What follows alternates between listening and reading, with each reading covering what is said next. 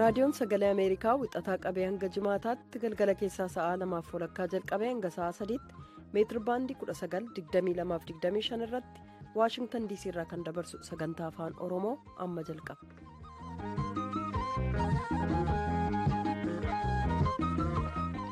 nagaan keenya bakka irraa nu dhaggeeffataa jirtan maratti sinaa gahuu dhaggeeffatoota keenya attamooltan roobii adoolessa 26 bara 2017 keessummeessituun keessanarraa hantuu jibee horaate. galchumsa nagayaa ansoora ala keetti oduu sanitti bonaaf waraanii walqabate soomaalee keessaa nama 800 baqachiise pirezidaantiin ameerikaa doonaald tiraamp namni waraana ameerikaa keessatti tajaajiluu danda'een ajajaara baase mataa oduu keessaa tokko. pirezidaanti tiraamp abbaa langaa muummicha kan ofii isaanii irraa komee qaban ibsuu itti fufan oduu keessatti gabaasa qabna. obbo Baqqalaa Garbaa mirga wabiin gadhiifamuu dhorkaman oduudhaa booda gabaasa bal'aa dhiyeessinu qabna. jiraattonni finfinneef oromiyaa kanneen tilmaamni galii guyyaa haaraan irratti ramadame jedhan komeen keenya deebiin arganne jedhu mootummaanis deebii kenneera gara boodaa dhiyaata hanga xumura sagantaa keenyaatti nu waliin turaa jennaa amma guutummaa oduuf sora.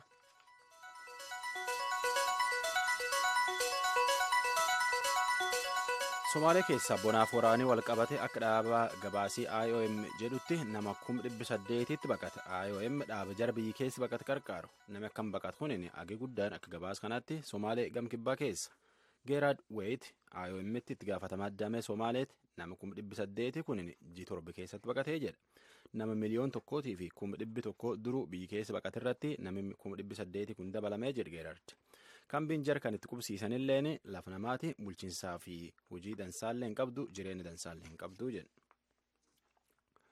Itoophiyaatti bulchoota mootummaa itti gaafatamtooti biiroolee abbootii qabeenyaatii fi warri jidduu yaa'ee waliin dha'ee gumboo nyaati jedhan nama 34 shakkiinidhaan tunini wamuuf haaressuuf jenneetiin mootummaan waada galee jedhe Dr. Nagarii Leencoo itti gaafatamaan biiroo odeeffannoo mootummaa Itoophiyaa warri hojii akkanaatiin shakkanii hidhaatti hidhuma jiranii jedhe itti gaafatamaan kunin Iskindir Fireewutti oduu tanaa Dr. Nagarii dubbiseetiin kalee finfinnee nu erge jaalanne. Tarkaanfiin kun bara darbe ka jalqabamee fi ammas kan itti fufee ta'uun kan ibsame yoo ta'u kunis bulchiinsa gaarii dhabarraa ka madde ta'uun dubbatameera. Ministeera dhimmootii koominikeeshinii mootummaa Itoophiyaa ka ta'an Dr. Nagarii Leencoo akka ibsanitti deemsa haaromsaa waliin walqabatee aangootaaf abbootii qabeenyaa malaammaltummaan shakkaman to'annaa jala oolchuu waliin walqabatee kan itti fufee ta'uu dubbatan. ጥናት ሲካሄድ ነበረ በተለይም ደግሞ ከዚህ ከሙስና waan kan qorachaa bahan keessumattuu iyyuu dhaabbilee hojii malaaf malteen horii balleessan tana qorachaa bahan. ammaaf hangi tokko to'annaa jala kan oolan ta'us kanneen biroonis itti fufuu jedhu aangoota bulchiinsa magaalaa Finfinnee mootummaa federaalaarraa ta'uu fi lakkoofsi kun kan dabalu ta'uu gama kaaniin immoo eenyummaan isaanii gidduu kana labsamuuf ka jiru ta'uun ibsameera. to'annaa jala kanneen oolan qoratamanii himannaan kan irratti dhiyaatu ta'uu fi tarkaanfiin amma fudhatamaa jiru kun gaaffii ammaan dura yeroo tokko ka'ee ture waliin hidhata hin qabu. rakkoo yeroo garaagaraa bifa jijjiirrataaf heddummaataa dhufeef itti gaafatama mootummaan bulchiinsa gaarii fiduuf qaburraa ka madde ta'uu Dr. Nagariin dubbataniiru. tarkaanfiin kunis bulchiinsa naannoo kanneen biroottis itti fufa jechuu isaanii Iskindir Fireew Finfinneerraa gabaaseera. Itoophiyaatti dubbii miseensota koree walqaayitii 5 himatan mana murtii federaalaa laaluu jiran yoo ardhe jarkan mana murtii federaalaa damee lidetaa dhufaniin illee poolisiin jarkan fide horii naqaashii jarkan irratti hin fidadhu dhabee jedheetiin mana murtiitti himate. abukaatoon isaanii ammoo tunin waan dubbii lafa harkisanii jarkanallee gargalchanii jechuun dubbate dubbii tana beellamaan dabarsan. tammantan caqasuu jirtantu raadiyoonii VOA sagantaa afaan Oromooti. Pirezidaantiin Ameerikaa nama nafas haaluu fi jijjiireetiin loltuu Ameerikaa keessa hojjechuuf deemuu jiru dhowwuuf ajaj baase. Seeriin inni ajaj kun ka Baraak Obaamaa pirezidaantiin Ameerikaa ka durii jechuun baruu fi keessa abbaan fedhe nafuusisaa haala ka dhiir ta'e dubartii jijjiirraa tokkoon ammoo dubru ta'eetiin dhiira jijjiiratillee loltuu Ameerikaa ta'e hojjechuu hin danda'a jeje ajajinni baasisuun irra jijjiira.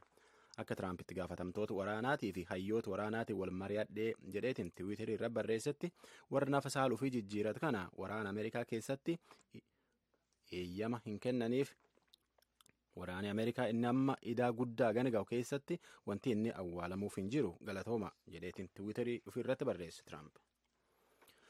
Pirezidaantiin Ameerikaa abbaa alangaa addaa biyya isaa Jeef Seeshins nama muyyoo yaraa jedheetiin yareenni jedheen kana garumdeem cufattuyyuu laafinnaan himuutti jira. Seeshinsiin kun nama gaaf pirezidaantii Tiraamp hojii tanaaf dorgomuu jiru jalqaba deeggara bulchoota Ameerikaa akkasii deeggaran keessa nam tokko tujubeetti san deebisa. Jeef Sessions senatara Rippaabilikaanii safuutti cichaniif dhiibbaa gochuu danda'an yoo ta'an duula filannoo pirezidaanti Doonaald Tiraamp keessatti deeggaraa cimaa turan. Haa ta'u malee Tiraamp guyyoota dhiyoo as qorannaa dhimma raashaa keessaa of baasuu isaaniirraan kan ka'e dadhabaadha ittiin jedhan. Dimookiraaticha senatar Shaak Schumer akkas jedhu. It's clear that President Trump's trying to bully his own Attorney General out of office. Pirezidaanti Tiraamp abbaa alangaa addaa kana waawwasseetiin hojii dhiisisiisuuf itti jira. Seeshins jechuudha. Seeratumtoonni Rippaabilikaanotaa hangi tokkollee waahila isaanii hojii kan duraanii deggaruun dubbataa jiran. Rippaabilikaantichi kutaa Yuutaa Ooriin Haach akka jedhanitti Jeef pirezidaantichaaf amanamoo waan ta'aniif isaanis akkasuma ta'uufii qabu jedhu. Seeshins akkuma kaabineewwan ramadaman kanneen kaanii filannoo pirezidaantichaan hojiitti bobba'an afaan yaa'ii mana marii Yuunaayitid Isteets Pool Raayan. It's up to the president to decide what his personnel decisions is and any possible Murtii fi waan murteessu suni waan murtiin sun isatti fiddu pirezidaantumatti beeka. Pirezidaant Tiraamp kaleessa akka jedhanitti seeshaniin haala hamtuu keessa buusuu isaanii haalanii abbaa alangaa muummicha kan ofii rakkoo keessa akka hin seenne oolchuuf garuu waan jedhan hin qaban. With the Attorney General, but we will see what happens. Time will tell. Waan inni hojjetu sun guddoo irra jibbe. Waan ittaan amma walumaanuu laalla. Sun ammoo saatumisiitti eeganna. Pirezidaant Tiraamp nama cicha qabu kan akka Seeshans moggaatti yoo qoodan gatii poolitikaa cimaa isaan baasisuuf jira. Koongiresiin Waayit Haawusiif sanatiin Rippaabilikaanotaan to'atamee jiraatuyyuu hedduun hariiroo pirezidaantichaaf isaan gidduu wal madaalsisanii imaammata qaban galmaan ga'uu fedhanitti attamiin itti milkaa'uu akka danda'an itti bitaacha'ee jira. Pirezidaantiin Venezuela Nicolas Maduro seer biyyittii isaa bultuun jijjiiruuf kurfoo jira. Paartiin mormituu ammoo iftaanii achaantu biyyi sunitti gamum cufaanuu hiriir nagaa bahanii lafatti cichoosuuf qophii jirraa jechuun dubbachuu jiran. Maduroon seer baanan kana sanbata guddaa itti aanu kana labsuuf deema. Ummati ammoo barii jimaataatiyyuu karaa magaalaa biyyi isaanii karaa kaasitti irratti yaa'etiin hiriir itti ba'uuf qophaa'uu jira. Oduun ammaaf qabatan. Kan dhaggeeffataa jirtan raadiyoo sagalee Ameerikaa sagantaa afaan Oromooti.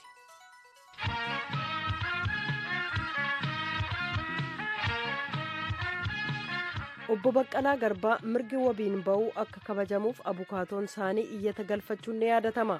Abbaan alangaa immoo gaaffii dhiyaateef deebii isaa har'a dhiyeesseera.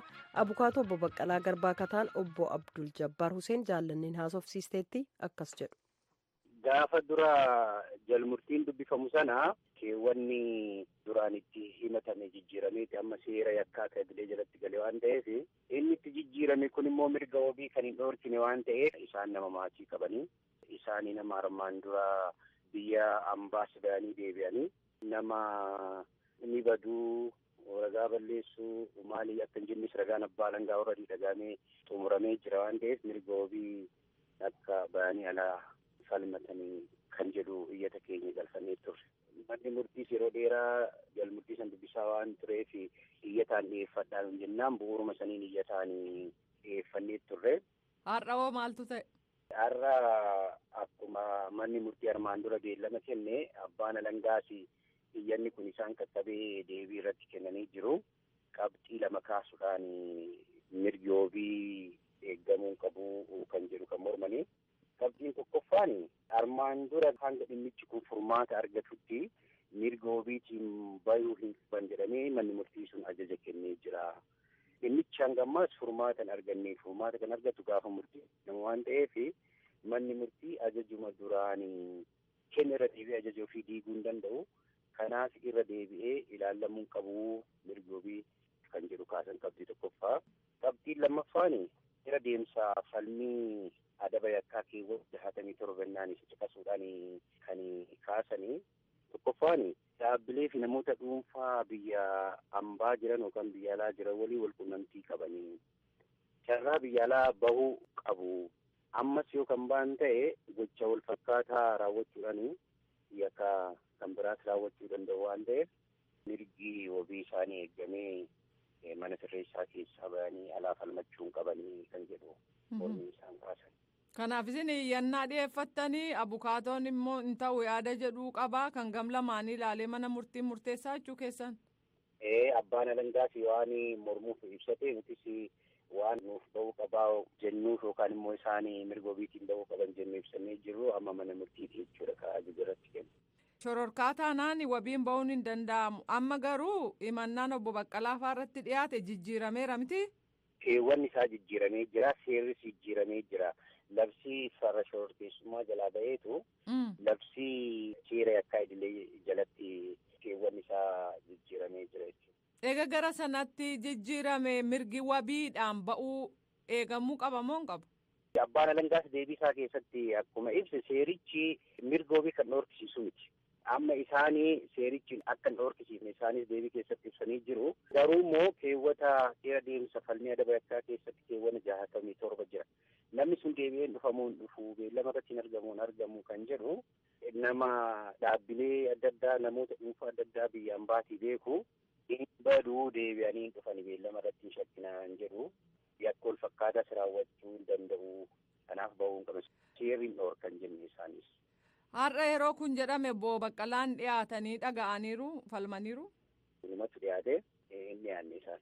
Akka seeraa silaa maaltu ta'u turre ture? Manni murtii adda dursee ajaja kenne ta'e dhiyaachuma qaba ture hin dhiyaanne. Jechuun silaa waltajjii sana irratti obbo Baqqalaan falmachuuf carraa qabu turan. Yaada isaanii ibsachuuf carraa ni qabaatu gaafii kan dhiyeeffame numa. Manni murtii yeroo hundumaa jidduutti namni yoo gaafii qabaate falmii yoo qabaate heerumaa fuudha waan ta'eef asoo dhiyaatanii wanti jedhan hin dhabamu. Beellamni itti aanu yoomitti? Baatii kana 26tti 19 guyyaa 7 ta'amre. Guyyaa 7 boodatti beellamame. Beellamame. Obbo Abdul Jabbar Hussein deebinaa laattanii maqaa raadiyoo sagalee Ameerikaan hedduu galatoomaa. Isinis galatoomaa. Dirree Dimookiraasii.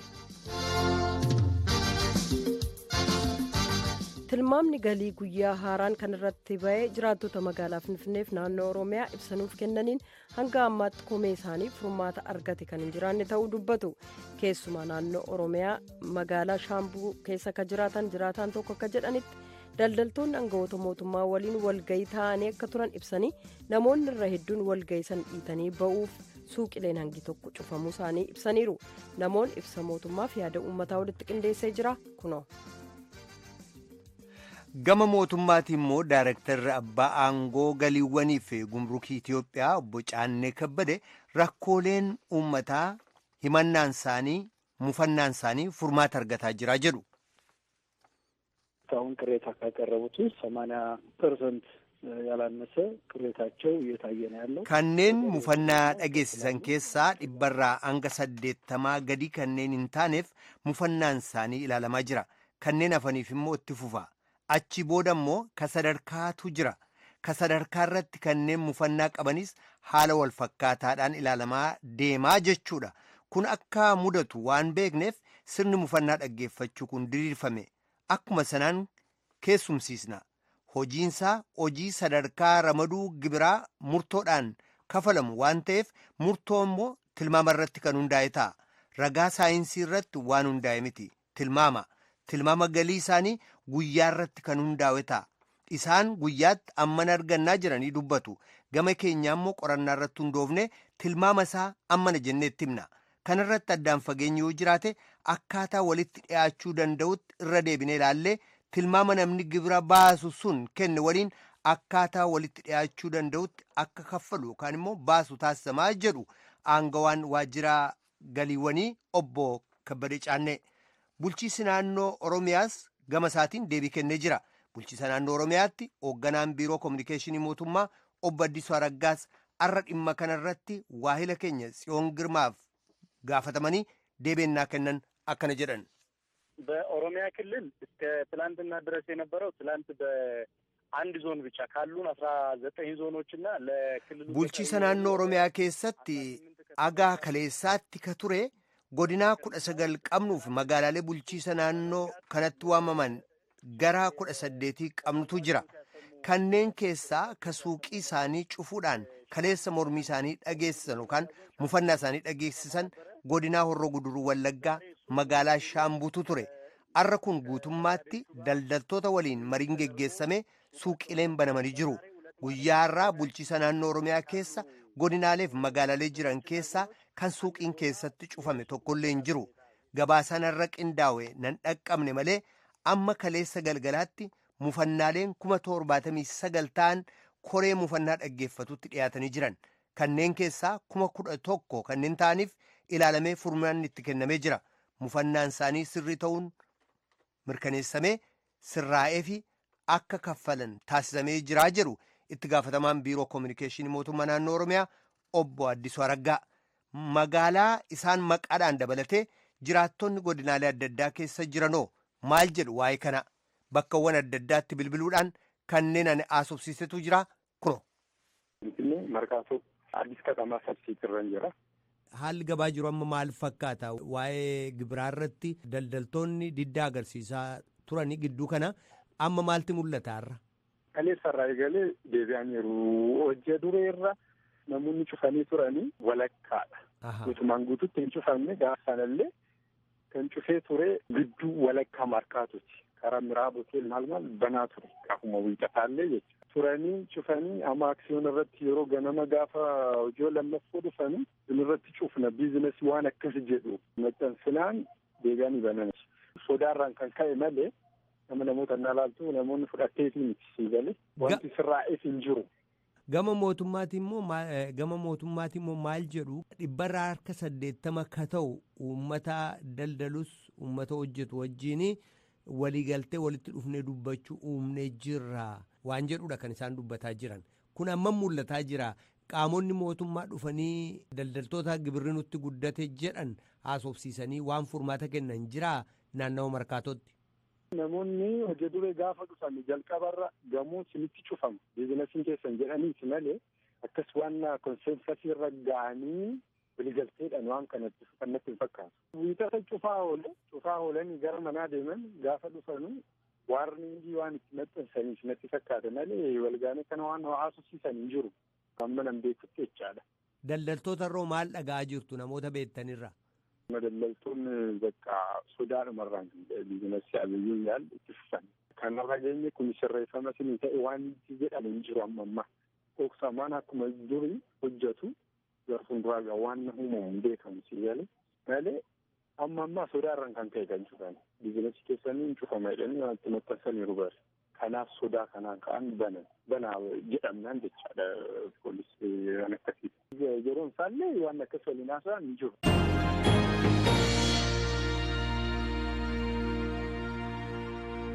Godina Horroo Guduruu Wallaggaati. Aanaa Shaambuuti magaalaa Shaambuu kan ta'edha. Gidduu kana guyyaa lamaa fi giddaan gibiraa waliin qabatee gara suuqii 66 ashagamee inni kaan immoo har'a xinnoo saaqamee jira. Har'a xiqqoo saaqamee jiraadha kan isin jettan. Inni kaan saaqameera inni kaan immoo naannoo suuqii 66. Cufame jennaan ashagamee saamsaniiru jechaadha. Akka deemanii kaleessa deemanii saraayitii poolisii qabatanii baay'inaan deemanii namas beeksisaan hojjetaan saamsaniiru walakkaa suuqii naannoo 60 ol kan ta'e. Suuqii 60 ol kan ta'e ashaganiiru jechuudha. Garuu mootummaan kan inni jedhu naannootti qaamonni keessa deebi'anii ilaaluudhaaf ramadaman bobba'anii uummata wajjin dubbachuudhaan furmaatatti dhiyaataa jiru. Walumaa galatti dhibbarraa harka 80 ka ta'u uummata wajjin wal quunnamnee gara yaada tokkotti dhiyaataa jirra jedheeti kan inni dubbataa jiru. Mariin uummata waliin geggeeffame jira naannawa keessanitti. Adda sa'a booda gaggeeffamee ture. Achirratti waliin gallee akkaataa gubbaatii jedhame waan taaneefi kan irraa hidhatamee jedhamu kunis xiqqaa waan ta'eef kanaan ittiin deemnee jedhaniiti madrakii kana dhiisanii ba'anii kanarra kanarraa kan ka'e kaleessa irra deemanii waan isaan saamsan. Dheengadda yeroo walga'ichi geggeeffame aangawoonni mootummaa maal dubbatan? Akkaataa komeen keessan dhiyaateenii inni baay'ee ol ka'eeru ilaalamee gadi siniif bu'a inni kaanis immoo iyyuu keessa deebi'amee ilaalamee siniiti salphisama irraati waan ta'eef akkasitti banaatii hojii hojjedhaa jedhan jennaan namni immoo akka kanaatti miti. Ilmaamiin kun parsantii 50 ol yoo xiqqate nurraa ka'uu qaba dandeenyu hin kaffallu kan jedhuun jarri caalu dhiisee ba'ee namoota muraasa malee nafni sababa kanatti kan ta'e kaleessa saamsan irra deemanii ashagan irra deemanii jechaadha.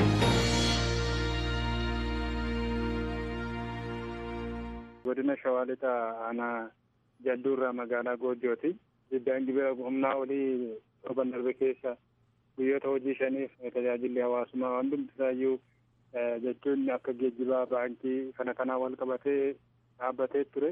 Yeroo darbe immoo hin fooyyessina haalli gibiraa sassaabbiin gibiraa kun haa fooyya'u jedhanii warri caa akkuma isaanitti fakkaatetti haa kaffalan yookiin ammuma yaadan haa kaffalanii tilmaaman akkuma itti tilmaamni isaanis tilmaamanii haa kaffalan jedhanii haalli itti isaan deemaa turan kaffaltii gibiraa kanaaf shakkii keessa waan isaan galteef daldaltoonni tokko nuu fooyya'aa laata erga nuu fooyya'uu danda'a ta'e maaliif hojii keenyatti hin deemnu jechuudhaan yaa'u torbee shamiilana amma keessa jirru kana hojjaa duraarraa jalqabee daldaltoonni hundumtuu hojiitti deebi'anii hojii keessa jiru jechuudha. Garuu eegasiiti immoo akkuma duraatti jira wanti fooyya'e tokko hin jiru jedhanii amma immoo miidiyaadhaan irra deebi'anii immoo kanaan ammas immoo deebi'anii muufannaa keessa jiru jechuudha malee ammas immoo isa kana balaaleffachuudhaan yookiin immoo isa kanas mormuudhaafis immoo daldaltoonni mari'achaadhuma jiru maal gochuu akka qaban gara fuulduraatti maalirra gahuu akka qabani malee dura dubbatanii ka'anii duubee deebisanii ammas immoo akkuma duraatti jira jedhanii kanaaf tapha ijoollee fakkaata gaa amma wanti amma jiru kun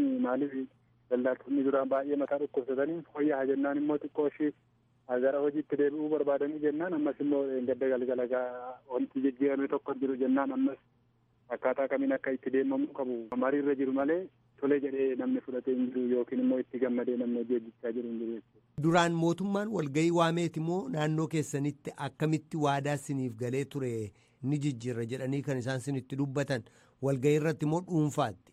Walgahii irratti waamaniiti tilmaame mootummaan naannoo Oromiyaa akkuma walisoo irratti miidiyaadhaan galgala sanas dhageenye isumarraa ka'ee namni abdii godhate egaa abalutti dhugaasaatti yookiin immoo tola isaatti qarshii nama kanaa haa murtaa'u jennee nuti hin ergine nuti qajeelfama ergine kan isin balleesse yookiin immoo kan akka isin miidhamtan godhe warruma tilmaama gibiraa naannoo keessan jirudha malee nuti murtee akkanaa kana hin dabarsine waan jiraniif mormiin uummata gara nutti gore warruma tilmaama gibiraa kanarratti gore jechuudha yaada isaanii gara mootummaarraa kaasanii warra tilmaama gibiraa kanarratti gore irra deebi'amee haa ilaalamu jedhan egaa kun afaan isaaniitiin kanaaf uummanni kanuma abdii godhatee jechuudha gara hojiitti kan deebi'e.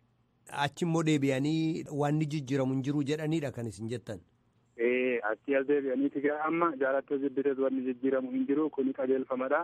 Komii yoo qabaatte dhiyeeffadhu hin laalla jedhu waraqanni namaa guuramuu malee namni komiin isaa sirriidha jedhee ilaallamee fi komiin kee sirriidha jedhee namni tilmaamni gibiraa isaa sirreeffame tokkollee hin jiru jechuudha. Afaaniin garuu dhiyeeffadhu jedhu nama achi deeme yoo barbaadan ni ifatu yoo barbaadan ni hidhu yoo barbaadan ni doorsisu kana haala namni qabatamaadhaan gadi taa'ee kun tilmaamni kee dhugumayyuu kun karaa malee yookiin immoo ammatti kaffaluu hin dandeenye oolchutti murtaa'e jedhee tilmaamni gibiraa isaa garii kan irraa hir'ate homtuuyyuu hin jiru amma sadarkaadhuma afaaniitti hundumti isaa amma kan deemaa jiruyyuu.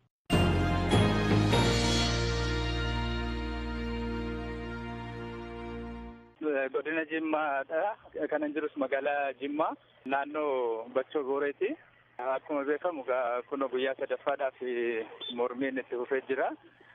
Namoota kaanillee dirqiisaatu jiru. Dirqiidhaan bakka tokko banamullee namni sochiin hin jiru. Baankiin banamee jira. Banaadhuma isaa taa'aa jira. Namni illee deddeebi'u hin jiru. Haala kanaan itti fufamaa jira. Suuqiiwwan akkami banamoodha moo miti?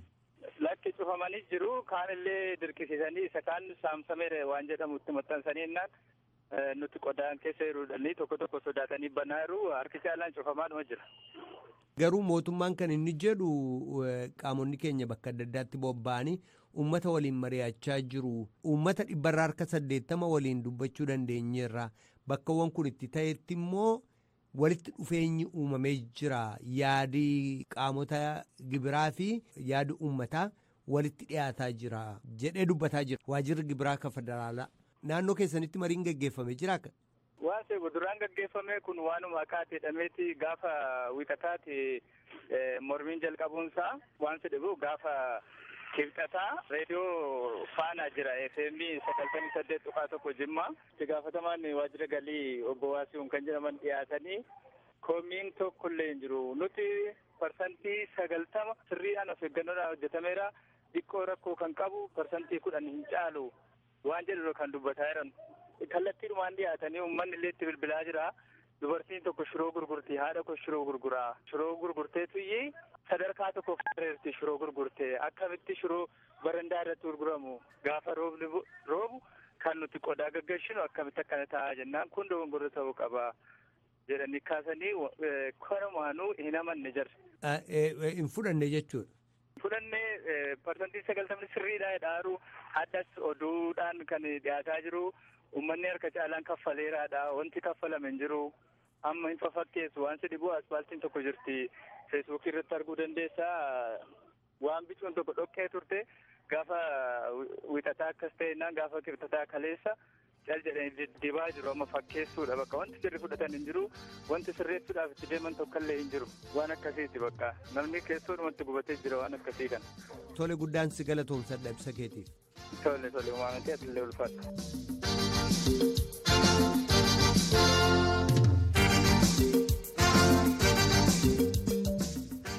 Oduu xumuraaf gara sooraattan isin dabarsa. Soomaalee keessaa bona waraanii ammaateetiin akka gabaasii IOM jedhutti nama 800 G7 keessa baqate. IOM dhaabaa jara biyyi keessa baqate qarqaaru. Akka namni akkana baqatu kunin akka guddaan Soomaalee gama kibbaatti G7 keessa baqate. Duruyyuu nam miliyoon tokkootii fi 100,000 naannoo sun keessa rakkin gargaraatiin baqate. Itoophiyaatti bulchoota mootummaa itti gaafatamtooti biiroolee abbootii qabeenyaatii fi warri jidduu yaa'ee waliin jedhan gumboo nyaati jedhaniitiin shakkanii nam 34 hidhan.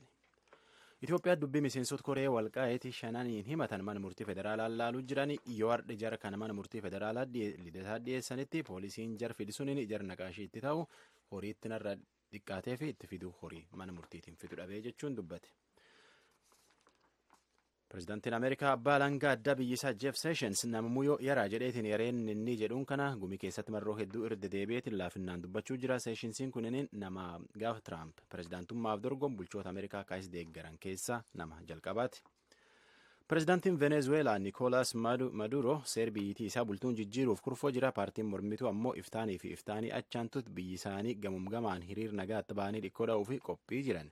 Maduroon seer baanu kana sanbata guddaa itti aanu kana labsuuf deema ummati ammoo jimaataayyuu magaalaa Karakasitti yaa'eetiin hiriir kana baa'uuf yaa'uutti jira. Ummati Venezuela pireezidaantiin isaanii hojii irraa buufachuuf dhiyoo tanaayyuu dhikkoo dha'uutti jira. Maduroon ammoo biyyi